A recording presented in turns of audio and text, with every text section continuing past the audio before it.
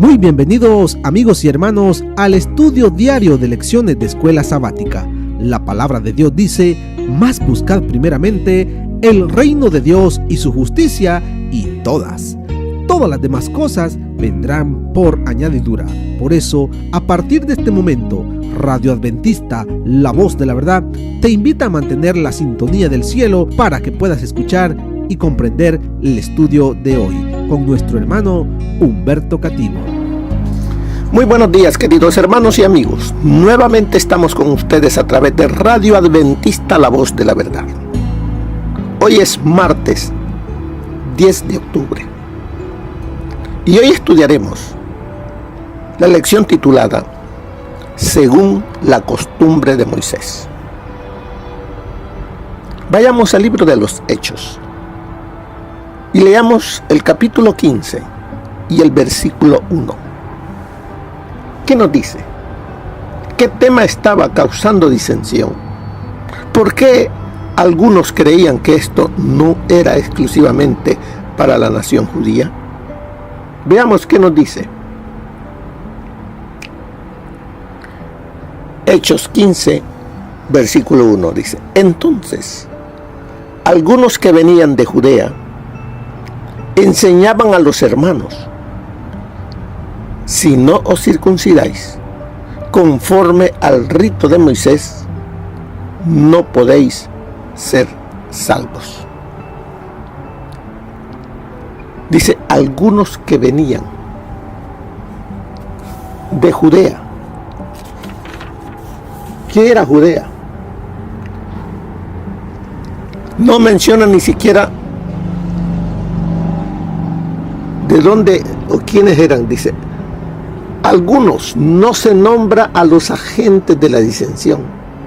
Posiblemente fueron fariseos convertidos al cristianismo.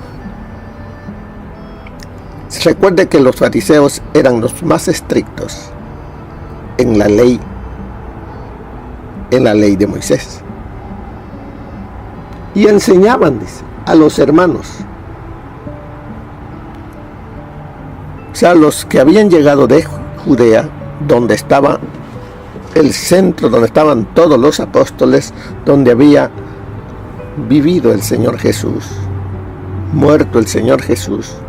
Dice, de allí vinieron estos cristianos que tenían todavía costumbres, tradiciones, las costumbres de Moisés.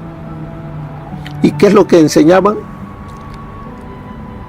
Que no podéis ser salvos si no os circuncidáis. Nos dice la lección: si bien los apóstoles se unieron a los pastores y a los miembros laicos de Antioquía en un esfuerzo sincero por ganar muchas almas para Cristo, ciertos creyentes judíos de Judea, de la secta de los fariseos, lograron introducir un tema que pronto llevó a una controversia generalizada en la iglesia y causó consternación en los creyentes gentiles. Cuando vemos aquí en Antioquía a Pablo y a Bernabé unidos con la iglesia en Antioquía, unidos con los laicos, miembros laicos que anunciaban estas buenas nuevas, porque Antioquía fue un centro de trabajo donde la iglesia, laicos, líderes, Pablo y Bernabé, salieron a pregonar, a predicar las buenas nuevas de salvación a través de Cristo. Sigue diciéndonos: con gran confianza estos maestros, está hablando de los que habían venido de Judea, los de la secta de los fariseos, con gran confianza. Estos maestros afirmaban que para ser salvos había de estar circuncidado y guardar toda la ley ceremonial. ¿Cómo se sintieron Pablo y Bernabé? Porque ellos enseñaban que la salvación era gracias a Jesús y que el cristiano debía de vivir por fe. Y llega este grupo de judaizantes, de fariseos, enseñándole a la iglesia que debían de circuncidarse y guardar la ley ceremonial, o sea, la que Dios le dio a Moisés. Si no hacían eso, no puede ser salvo. Así aseguraban estos fariseos.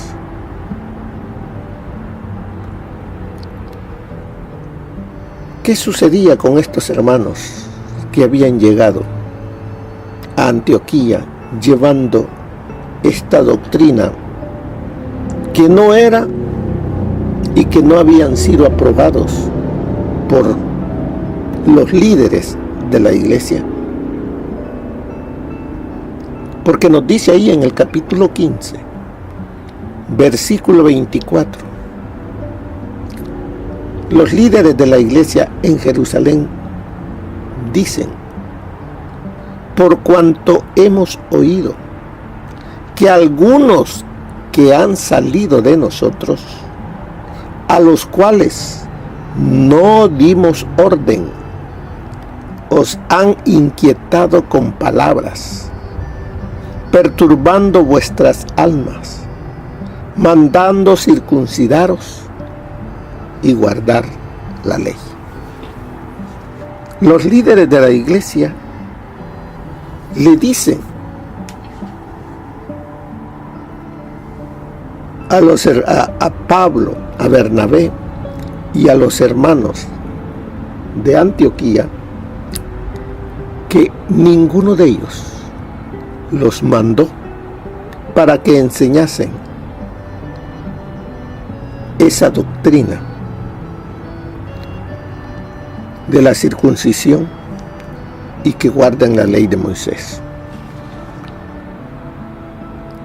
Pero vemos que al fin y al cabo, dice la lección, los judíos siempre se habían enorgullecido de sus cultos establecidos divinamente, y muchos de los que se habían convertido a la fe de Cristo todavía sentían que, puesto que Dios anteriormente había delineado con claridad el modo de adoración hebrea, era improbable que autorizara un cambio en cualquiera de sus especificaciones.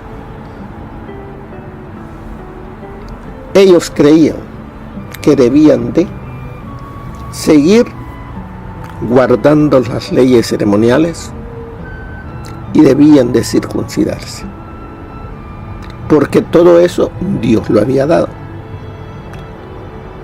Pero las leyes ceremoniales, ¿hasta dónde llegaban?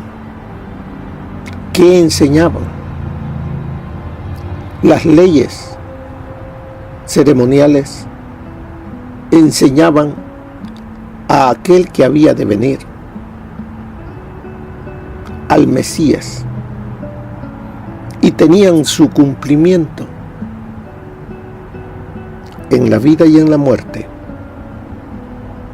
del Mesías, del Cordero de Dios, de Cristo Jesús. Hasta ahí llegaban. Por eso, hasta el santuario terrenal tuvo su cumplimiento hasta la muerte del Señor Jesús. El sacerdocio humano tuvo su fin con la muerte del Señor Jesús. ¿Se recuerdan cuando el Señor Jesús estaba expirando? El velo del templo se rasgó en dos, de arriba abajo. El corderito que iba a ser inmolado ya no fue inmolado.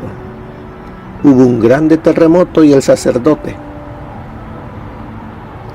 soltó el animalito y el animalito salió y ya no hubo sacrificio. ¿Por qué?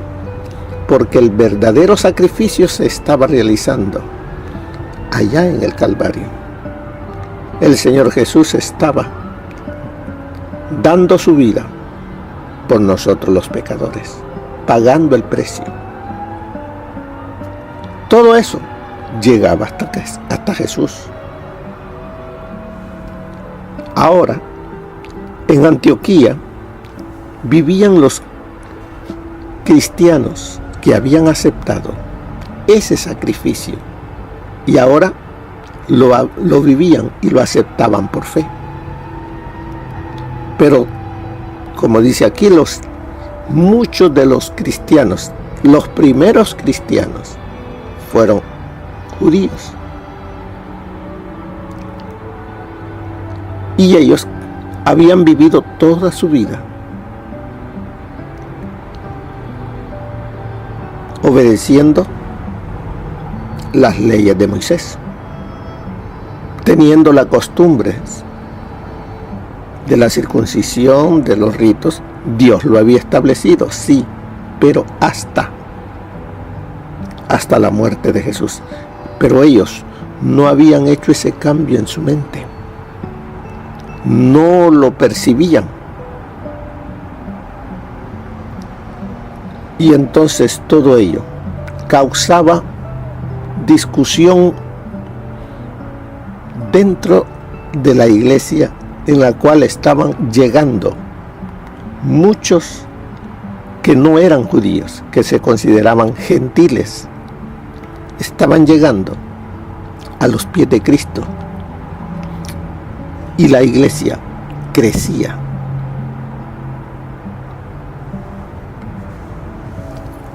Estos fariseos, dice la lección, insistían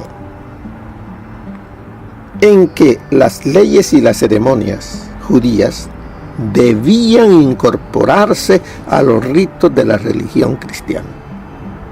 Insistían que si no lo hacían, no podían ser salvos, como dice Hechos 15:1. Como Pablo y Bernabé tuviesen una discusión y contienda no pequeña con ellos, veamos este cuadro. Pablo, Bernabé, dice, tuvieron una discusión y contienda no pequeña. Imagínese a Pablo y Bernabé discutiendo acaloradamente. Aquí describe, dice, una acalorada discusión con estos que habían llegado de Judea, que estaban predicando un mensaje distorsionado. ¿Qué hicieron Pablo y Bernabé? Defender lo que ellos anunciaban, lo que les había sido enseñado por el Espíritu Santo. ¿Qué nos dice eso a nosotros? ¿Cómo actuamos cuando viene alguien con un mensaje que no está 100% de acuerdo con la palabra de Dios, ¿cómo actuamos? ¿Nos volvemos indiferentes?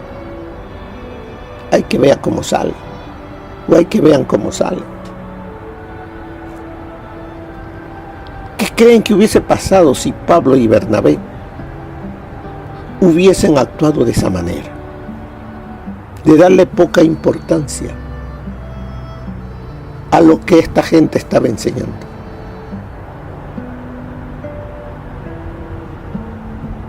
Hoy, ¿cómo sería la iglesia cristiana? Una más. Pero vemos que Pablo y Bernabé, ellos, celosos de lo bueno, tuvieron esta discusión y una contienda, dice, no pequeña con ellos. Y a consecuencia de ver todo eso, los líderes de la iglesia de Antioquía miraban en la doctrina de Pablo, en la defensa de Pablo y de Bernabé, luz, que eso era lo correcto. Y entonces, ¿qué decidieron ellos? Se dispuso que subiesen Pablo y Bernabé a Jerusalén. ¿Qué había en Jerusalén? Allí estaban los apóstoles y ancianos para tratar, dice, esta cuestión. ¿Qué nos enseña todo esto? Que las iglesias no son, las iglesias locales no dependen de sí mismas. Somos todos un solo cuerpo en la cual tenemos que buscar la dirección de Dios a través del liderazgo de la iglesia.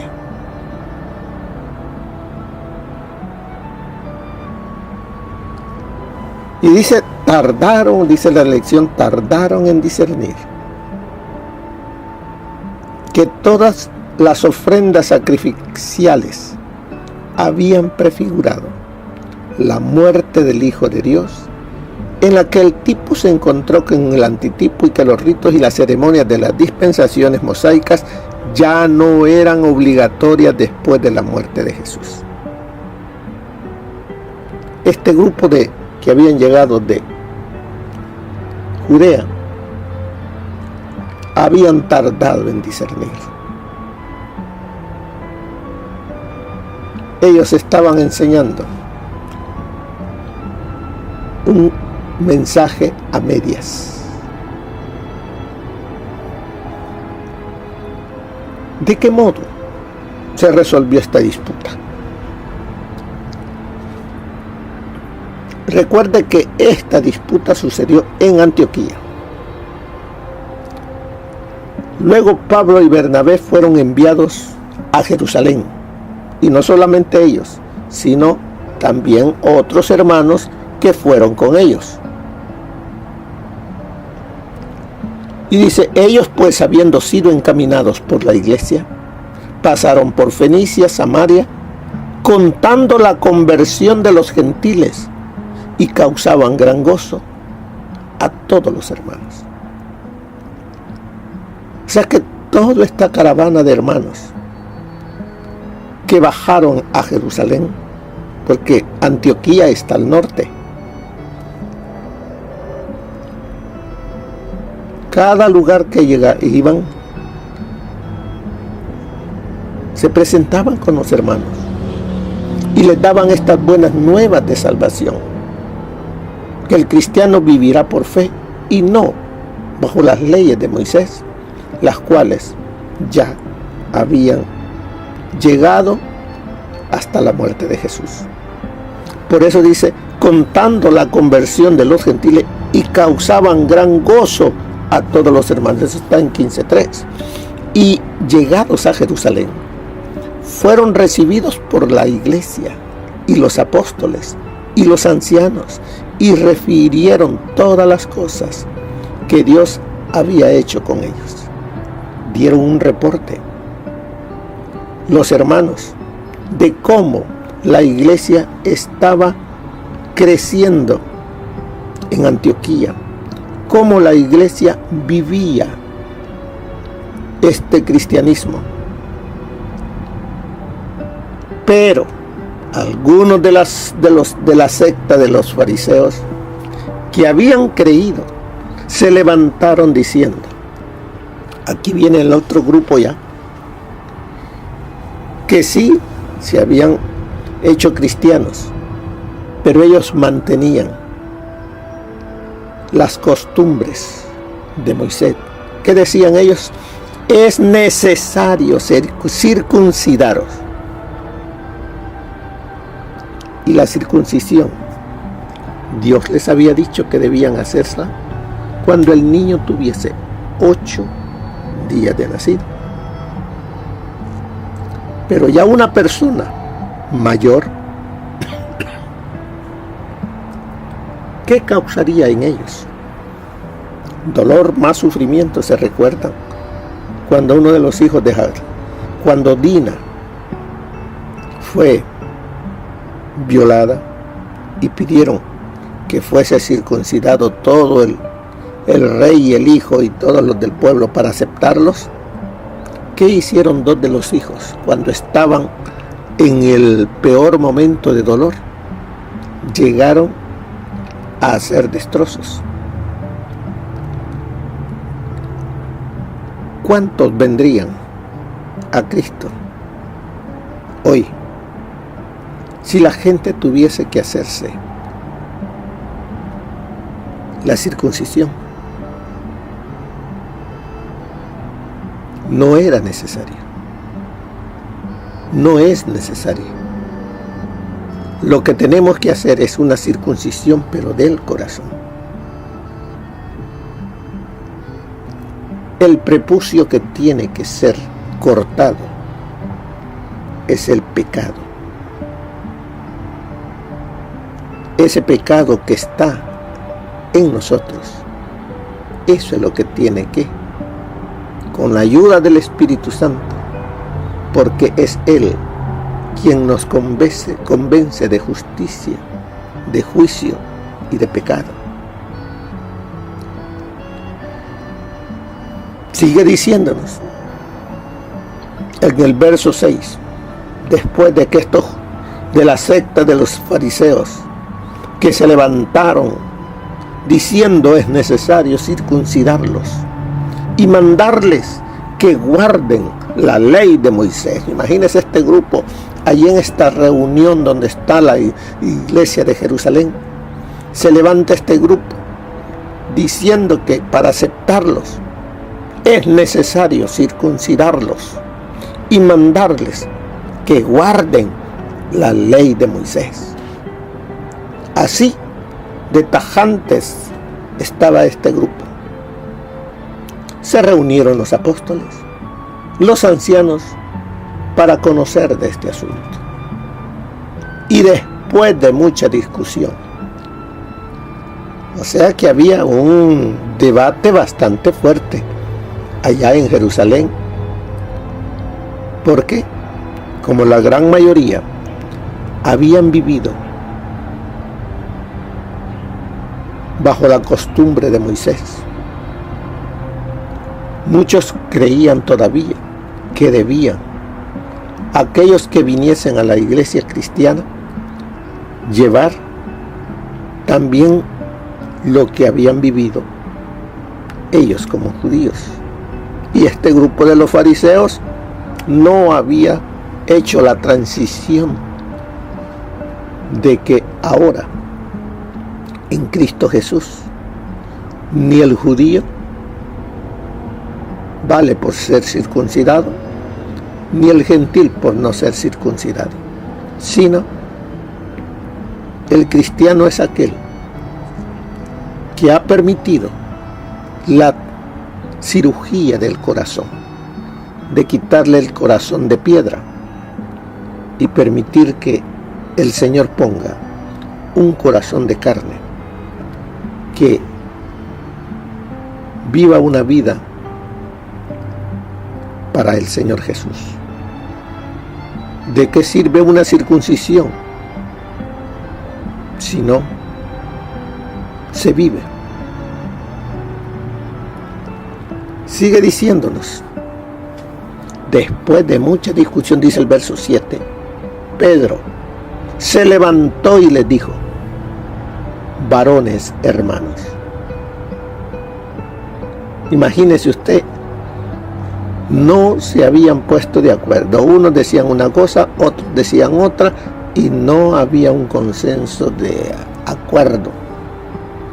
Se levanta Pedro y les dijo: varones hermanos, vosotros sabéis cómo ya hace algún tiempo que Dios escogió que los gentiles oyesen por mi boca la palabra del Evangelio y creyesen. ¿Qué sucedió?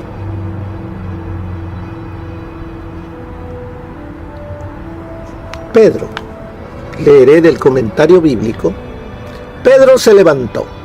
Pedro ocupaba una posición de autoridad, pero no de primacía,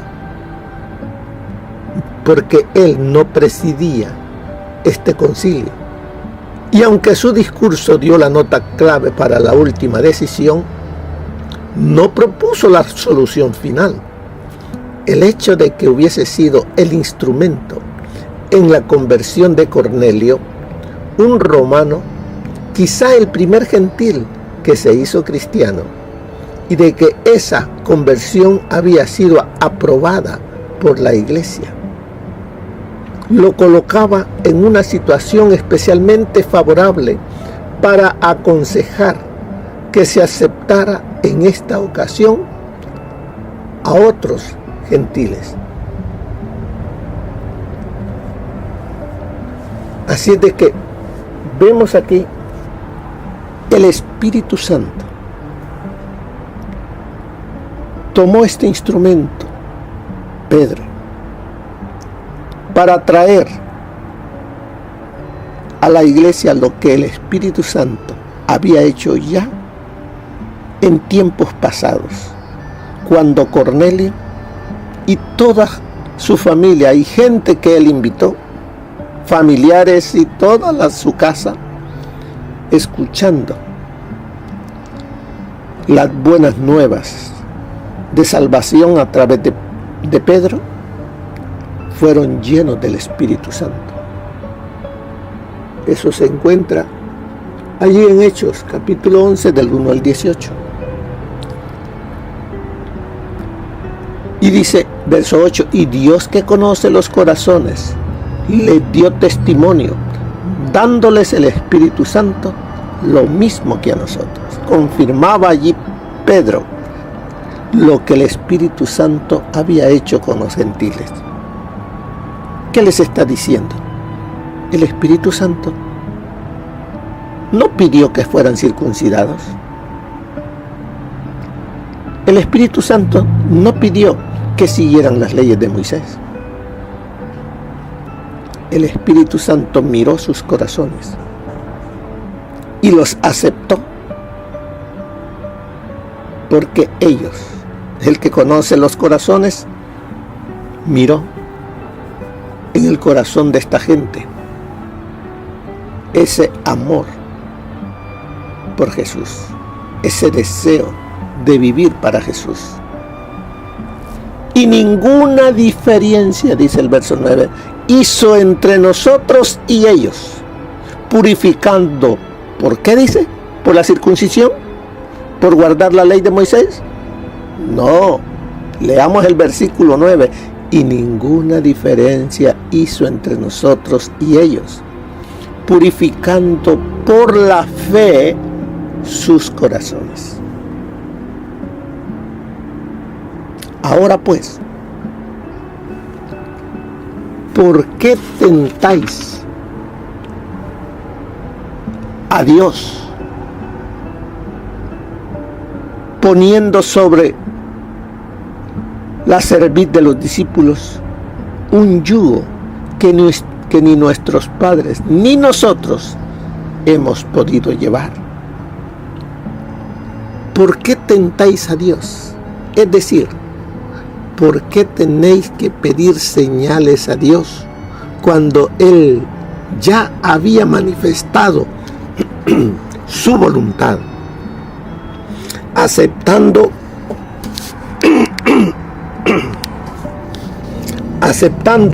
a los gentiles?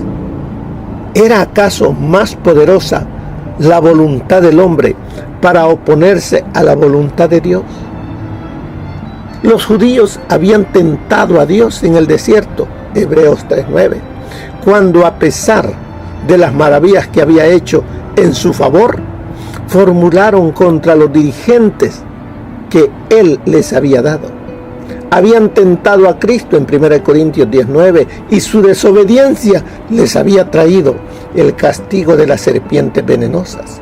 Ananías y Zafira habían tentado al Espíritu de Dios cuando intentaron engañar a la iglesia con sus ofrendas, Hechos 5:9. Pedro advirtió a sus oyentes que no tentaran otra vez a Dios en este asunto de la admisión de los gentiles en la iglesia. Cuando dice un yugo, el yugo del cual habla Pedro es la ley ceremonial. Podamos ver eso en Hechos de los Apóstoles en la página 158, ahí nos habla acerca de eso. Más sus elaboraciones tradicionales, por medio de las cuales los judíos se esforzaban por ganar la salvación, Pablo no podría haber pronunciado palabras más duras que estas palabras que recordaban lo que Jesús había dicho acerca de las tradiciones de los fariseos, cargas pesadas y difíciles de llevar, Mateo 23:4, en contraste con su yugo y su carga fácil y ligera, capítulo 11:30. Todo esto era una anticipación de la advertencia de Pablo a los Gálatas de que no se dejaran sujetar de nuevo por el yugo de la esclavitud, Gálatas 5:1. Así es de que vemos acá la costumbre de Moisés. El pueblo de Dios hoy ya no tiene que llevarla. Debemos de vivir por fe. Por eso nos dice la palabra, el justo, ¿cómo vivirá? Por la fe. ¿Por la fe en qué? Por la fe en lo que el Hijo de Dios, nuestro Señor Jesucristo, vivió aquí en la tierra. Así es de que sigue diciéndonos aquí la lección. Aunque Pablo esperaba que Dios los guiara directamente, estaba siempre listo para reconocer la autoridad impartida al cuerpo de creyentes unidos como iglesia. ¿Quién era Pablo? Un erudito, un trabajador, alguien que llevaba las marcas del Señor Jesús. Pero sin embargo, él se sujetaba a lo que la iglesia, dirigida por el Espíritu Santo, decidía. Porque en este caso, Pablo, juntamente con Bernabé, van a Jerusalén. ¿Por qué? Porque hay una discusión tremenda ahí en Antioquía, por lo que unos enseñan y otros enseñan, y no hay un acuerdo. Van a Jerusalén porque Pablo cree que la iglesia está siendo dirigida por el Espíritu Santo y que todas estas discusiones que han tenido el Espíritu Santo traerá luz. Pero la luz se encuentra no solamente en una persona, en el consenso, en este caso, de los líderes allá en Jerusalén. Él lo aceptó. Sentía, dice, la necesidad de consejo. Y cuando se levantaban asuntos de importancia, se complacía en presentarlos a la iglesia y se unía con sus hermanos para buscar a Dios en procura de sabiduría para hacer decisiones correctas. Eso está en Hechos de los Apóstoles 163. ¿Y cómo buscaba Pablo, Bernabé y la iglesia cuando se encontraban en situaciones como esta? Se buscaba la dirección de Dios con oración, con ayuno. Eso es lo que necesitamos, buscar a Dios en oración, en ayuno, unidos como un grupo, como una iglesia, como un cuerpo, buscar la dirección de Dios y el Espíritu Santo. Él responderá.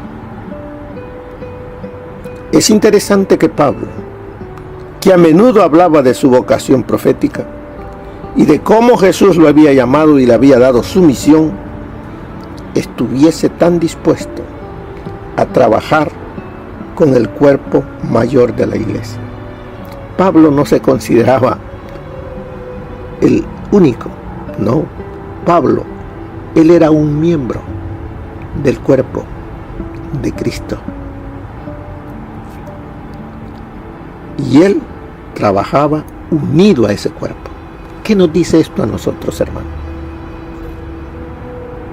¿Cuántos de nosotros podemos tener el privilegio de que el Espíritu Santo nos da la capacidad de discernir, de ser trabajadores, de llevar almas a la iglesia, de tener un don de predicar, un don de enseñar, un don de servir? No debemos nosotros considerarnos como los mejores y que si no hacen las cosas como yo digo, ya no sigo. No, ese espíritu no es un espíritu guiado por el Espíritu Santo. Vemos el ejemplo en el apóstol Pablo. Él se mantuvo unido a la iglesia y lo que los líderes decían. Por eso nos dice aquí al final de la lección, ¿cuál es tu actitud hacia el liderazgo de la iglesia? ¿Cómo lo ves?